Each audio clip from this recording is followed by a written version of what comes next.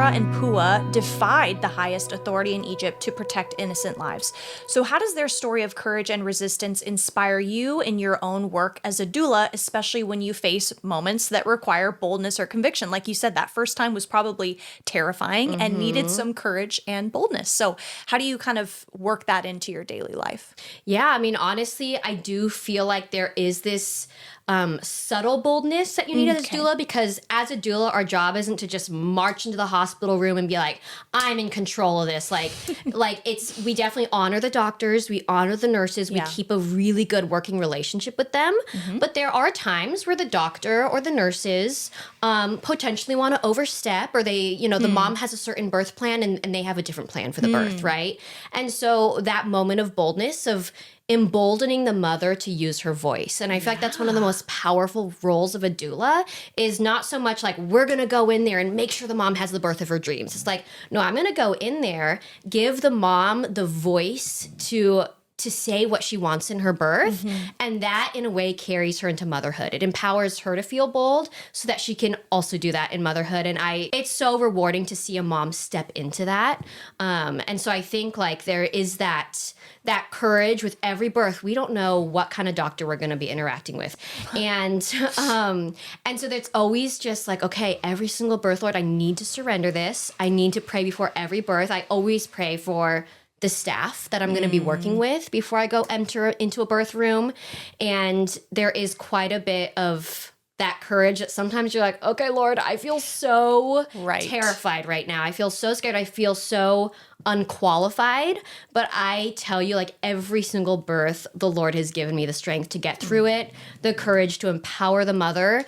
And it's been a beautiful journey. For me, as someone who's squeamish, and also like when you started talking about how you were watching like hours of birthing videos, I'm like, I could never. Oh my gosh. So that would require so much boldness for me. And something fun that I shared with Sarah Core in a previous episode was that to her, doulas are mothering the mother. And you're like safeguarding them, right? You're like, you met with these moms beforehand, you know their plan like they do, and you're kind of able to be their advocate for them when they're in the hospital room. 100%. That's super cool. Yeah. So the roles of Shiphrah and Puah highlight the power of women to protect and nurture life, like you said, even in oppressive circumstances, like if a doctor is being oppressive or a nurse is trying to control the situation. So how does their legacy shape your understanding of birth work as both a medical and a spiritual calling, and what significance does that hold for you in your daily practice with moms? Yeah, I mean, honestly, I think you said it, like holding space for the mother. Like, when you think of the role of mothering the mother, right? I think of it in so many ways of like, okay, spiritually, am I tending to her spiritual needs and her emotional needs and her physical needs? Sure. And as a doula, you always have to kind of be navigating, what does she need right now? Sometimes that's going to be physical support. Okay, I'm doing hip squeezes. I'm using a rebozo scarf. I'm doing things to make things more bearable when she's experiencing contractions.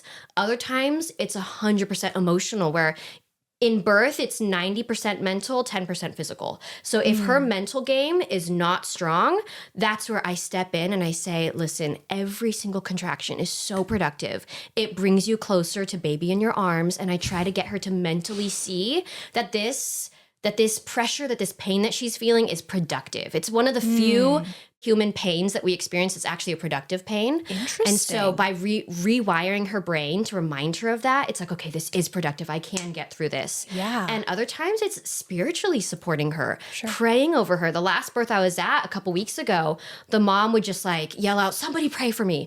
And I think I prayed for her probably like 4 or 5 times, because there was multiple nights like, someone pray for me. Nobody else was praying. I'm like, okay, I will absolutely pray for her. And I'm verbally, the nurses can hear it, the doctors can hear it. But like, to that mom, that's what she needed in the moment. And I feel like those midwives back in biblical times, probably they were tending to all 3 of those: emotional, spiritual, and physical. That's an amazing comparison there. And I think that what a great way to plant a seed of faith in the doctors' lives. And I mean, even just, Sarah talked about this too, where oftentimes in the intakes, they're asked if they have any religious background. And so what an opportunity for you too, as like potentially to offer to them, like, what do you need? And that may come out as like, I need spiritual help, or I need a prayer, or like, I don't know, what do you think I need? Yeah, You know, 100%. that's such a good way to witness to them and witness to other people that may not have had that opportunity before. So that's honestly. awesome.